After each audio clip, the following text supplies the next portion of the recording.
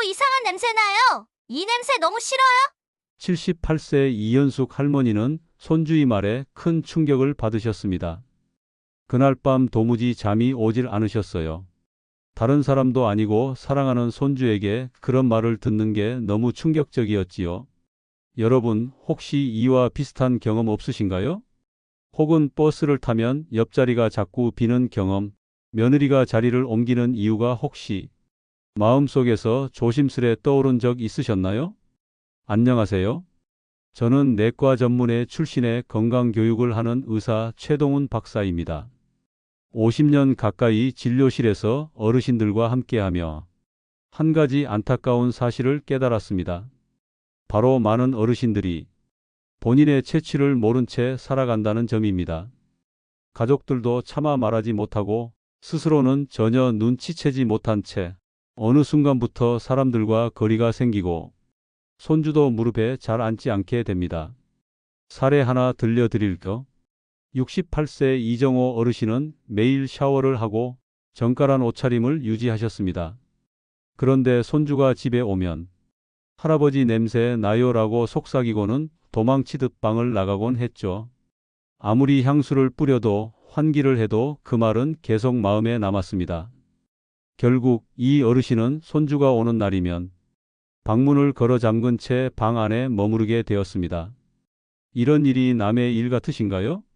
본격적으로 시작 전 구독과 좋아요 부탁드립니다. 여러분의 한 번의 클릭이 정확한 건강 정보가 더 많은 분께 닿을 수 있는 시작이 됩니다. 사실은 많은 분들이 똑같은 경험을 하십니다. 그리고 그 이유는 단 하나, 노화로 인한 몸의 변화 때문입니다. 체취가 나는 것이 어르신의 잘못이 아닙니다. 나이가 들면서 몸에서 자연스럽게 생기는 변화들이 우리를 그렇게 만듭니다. 가장 대표적인 변화는 세 가지입니다. 첫 번째, 땀이 줄어듭니다. 많은 분들이 나는 땀도 안 나니까 냄새도 안 나겠지라고 생각하시지만 오히려 그 반대입니다. 땀은 몸속 노폐물을 밖으로 내보내는 자연 청소기 같은 역할을 하는데 노화로 인해 땀 분비가 줄어들면 오히려 노폐물이 피부에 그대로 남아 세균의 먹이가 되면서 냄새가 심해집니다. 두 번째는 피지의 변화입니다. 나이가 들면 피부에서 나오는 기름의 성분이 달라집니다. 젊은 사람에겐 거의 없는 노렌알이라는 물질이 생기는데 이 성분이 산화되면서 특유의 쾌쾌한 냄새를 만듭니다. 이건 아무리 비누로 씻어도 단순히 씻는다고 없어지지 않는 이유입니다. 세 번째는 입속 환경의 변화입니다. 60대 이후부터는 침 분비량이 줄어들면서 입안이 자주 마르게 됩니다. 이로 인해 세균이 쉽게 번식하고 구취가 심해지죠. 입냄새가 강해지면 아무리 말을 조심스럽게 하려 해도 상대는 먼저 얼굴을 찡그리게 됩니다. 이런 몸의 변화는 누구에게나 오는 자연스러운 노화의 일부분입니다. 하지만 방법이 없는 건 아닙니다. 노인 냄새는 관리할 수 있습니다. 비싼 약도 특별한 제품도 필요 없습니다. 단 무엇을 알고 어떻게 실천하느냐가 관건입니다. 지금부터 제가 알려드릴 방법은 수천 명의 어르신들에게 검증된 아주 쉽고 효과적인 생활법입니다. 그리고 그 첫걸음은 잘못 알고 계셨던 씻는 습관부터 바꾸는 것입니다. 혹시 이런 생각 해보신 적 있으세요? 나는 매일 샤워도 하는데 왜 자꾸 냄새가 날까? 향수를 뿌려도 가려지지 않고 오히려 더 심해지는 것 같아. 이 질문에 대해 저는 이렇게 말씀드립니다. 샤워는 하시지만 가장 중요한 부위를 놓치고 계셨을 수 있습니다. 많은 어르신들이 냄새가 날 때 제일 먼저 향수를 뿌리거나 온몸을 비누로 빠르게 씻고 끝내곤 하십니다. 하지만 제가 진료실에서 수천 명의 어르신들께 알려드린 방법은 아주 간단합니다. 냄새의 90%는 세 부위에서 나옵니다. 이 세 곳만 제대로 씻어도 대부분의 체취는 확 줄어듭니다. 첫 번째, 살이 접히는 부위입니다. 목 뒤, 겨드랑이, 가슴 아래, 배꼽, 사타구니, 무릎 뒤, 팔꿈치 안쪽 등입니다. 이런 부위는 땀이 잘 마르지 않아 세균이 번식하기 좋고 비누 거품도 제대로 닿지 않아 그냥 비껴가는 경우가 많습니다. 샤워할 때는 이 부위를 부드러운 타월이나 샤워용 스펀지로 살살 문질러주며 거품을 충분히 내서 닦아주세요. 하루에 한 번만 꼼꼼히 해도 큰 차이를 느끼실 수 있습니다. 세게 문지르면 피부가 상할 수 있으니 부드럽게 문질러야 합니다. 목 뒤, 귀 뒤는 거울로 보이지 않아 빼먹기 쉬우니 의식적으로 기억해 주세요. 두 번째, 털이 많은 부위입니다. 두피, 겨드랑이, 남성의 경우 가슴, 배에 털이 많은 곳입니다. 이 부위는 땀과 피지가 잘 쌓이지만 많은 분들이 머리는 샴푸로 문지르기만 하고 두피는 놓치십니다. 머리를 감을 때 손가락 끝으로 두피 전체를 마사지하듯 문질러 주세요. 하루에 한 번 또는 이틀에 한 번은 충분히 좋습니다. 머리카락만 씻지 마시고 두피 자체를 씻는다는 개념으로 해 주세요. 비누나 샴푸는 향이 너무 강한 것보다는 순한 제품이 좋습니다. 세 번째, 땀이 많이 나는 부위입니다. 발, 발가락 사이, 손바닥 등은 땀샘이 집중된 곳입니다. 특히 발은 하루 종일 신발 속에 있어 세균이 번식하기 가장 좋은 환경입니다. 발을 씻을 때는 발가락 사이사이까지 꼼꼼히 그리고 샤워 후 반드시 말려주세요. 양말은 하루 한 번 이상 갈아 신는 것이 기본입니다. 발을 씻은 후 바로 양말을 신지 마시고 완전히 건조시킨 뒤 신어주세요.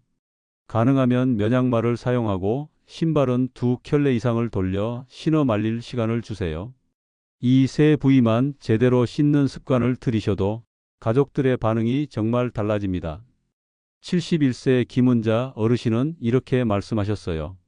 예전엔 손주가 제 무릎에 절대 앉지 않았는데 선생님 말씀대로 겨드랑이랑 발가락 사이를 매일 닦았더니 요즘엔 같이 책도 보고 안아달라고 해요. 이런 변화 여러분도 충분히 경험하실 수 있습니다. 단 3곳 하루 1번 따뜻한 물로. 그 작은 실천이 큰 차이를 만들어냅니다. 몸은 깨끗이 씻었는데도 뭔가 찝찝한 느낌이 남아 있어요. 냄새가 없어지기는 했는데 향기롭다는 말은 못 들어봤어요. 그럴 수 있습니다. 씻는 습관을 바꾸셨다면 이제 다음 단계는 몸 안에서부터 바뀌는 향기를 만드는 것입니다. 사실 우리가 먹는 음식과 생활 습관만 바꿔도 체취는 훨씬 부드럽고 쾌적하게 바뀝니다. 오늘은 많은 환자분들이 실천해보고 가장 효과를 봤다고 말씀하신 체취 개선 보너스 꿀팁 5가지를 정리해서 알려드릴게요. 하나씩 따라오셔도 좋고 지금부터 하나만 시작해 보셔도 충분합니다. 1. 항산화 식품을 드세요. 몸에서 나는 냄새의 가장 큰 원인 중 하나는 산화입니다. 노화가 진행되면 우리 몸은 자연스럽게 산화되고 이 과정에서 냄새의 주범인 노렌알이라는 성분이 만들어집니다. 그래서 산화를 막아주는 음식, 즉 항산화 식품이 정말 중요합니다. 추천 음식으로는 토마토, 딸기, 블루베리, 고추, 당근, 사과, 보라색 채소가지, 적양배추 등 마늘이 있습니다. 알리신 성분이 항균 작용까지 도와줍니다. 하루에 토마토 하나, 사과 하나, 마늘 2쪽이면 충분합니다. 씹기 어렵다면 믹서기로 갈아 마셔도 괜찮습니다.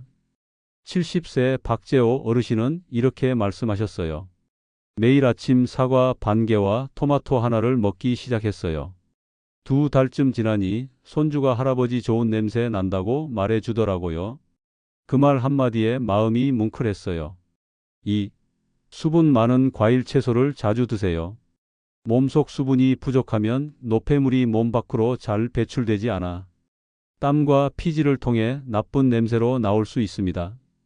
수분 많은 대표 식품으로는 수박, 오이, 배, 토마토, 배추, 무 등 수분 많은 채소 등이 있습니다.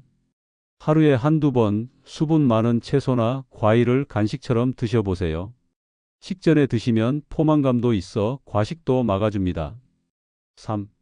구강 관리에도 한 걸음 더.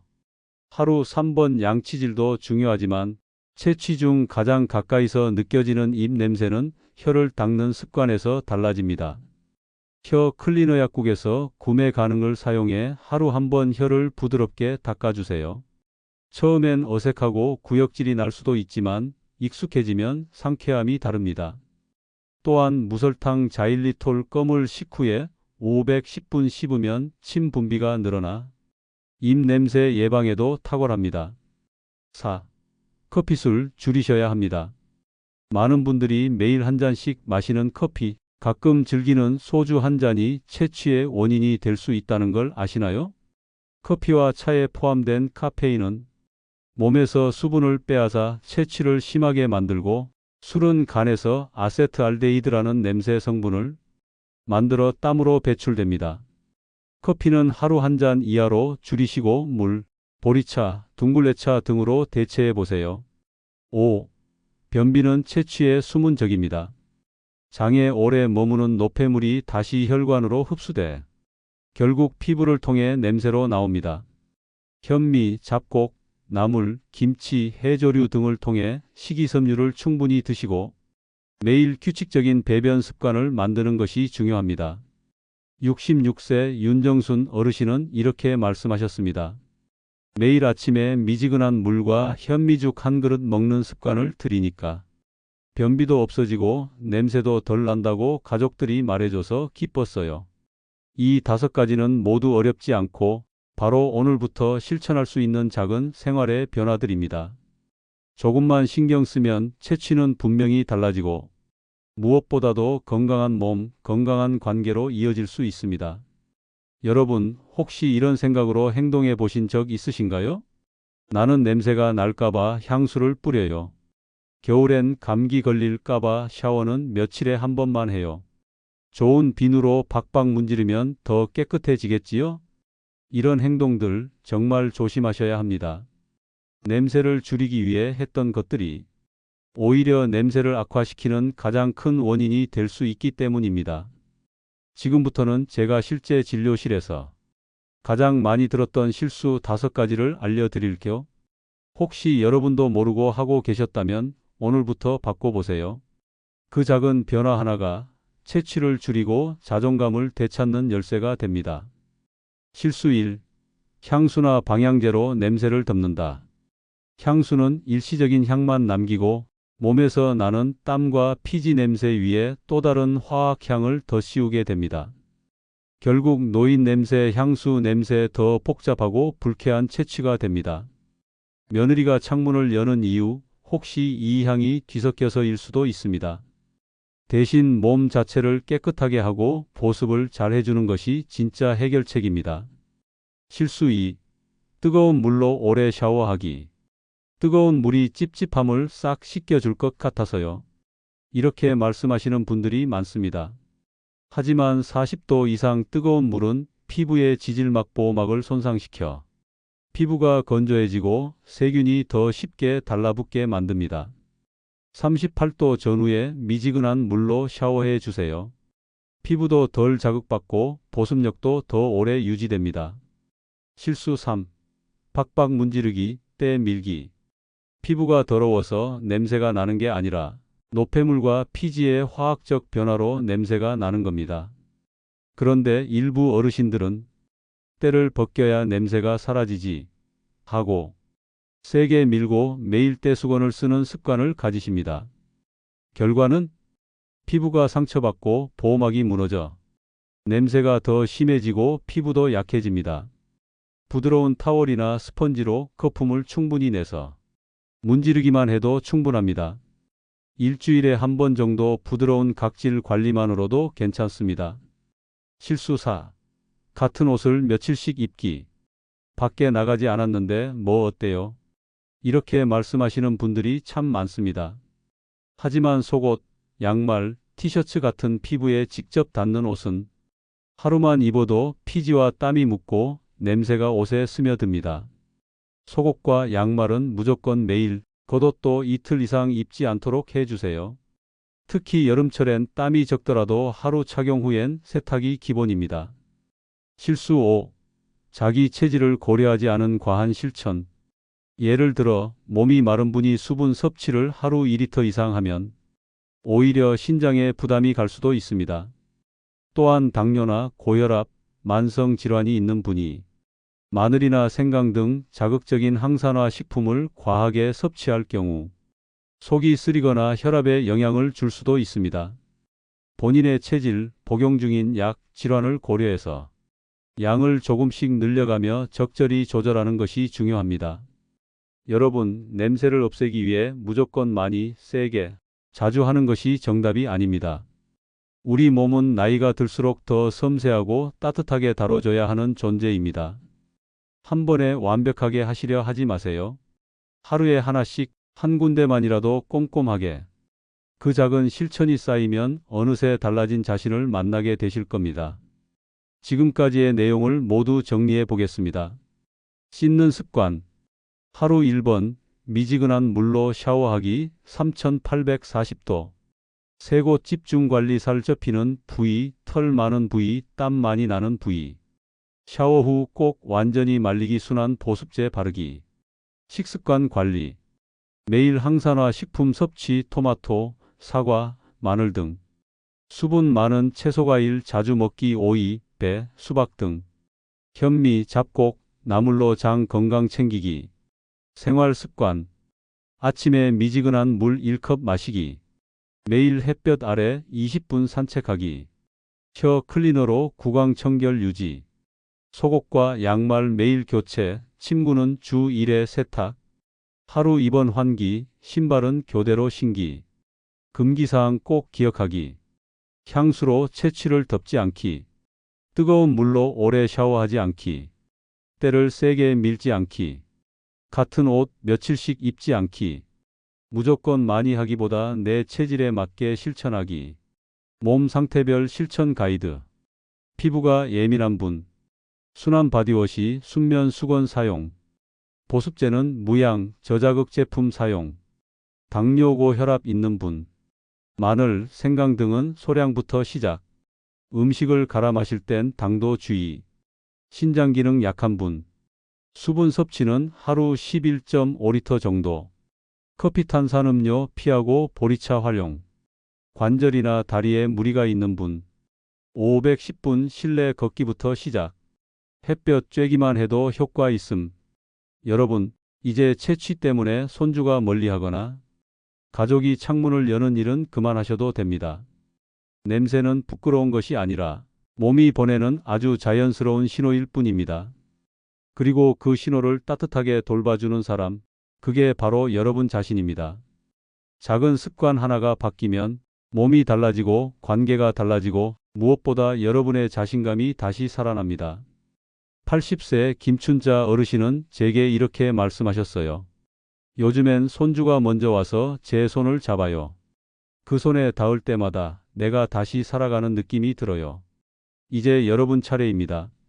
오늘부터 향기롭게, 가볍게, 그리고 당당하게 걸어보세요. 여러분의 노후가 더 따뜻하고 환한 향기로 가득하길 바랍니다. 감사합니다. 좋아요와 구독 잊지 마시고요. 앞으로도 여러분의 삶을 바꾸는 실천 가능한 건강 정보를 계속 전해드리겠습니다.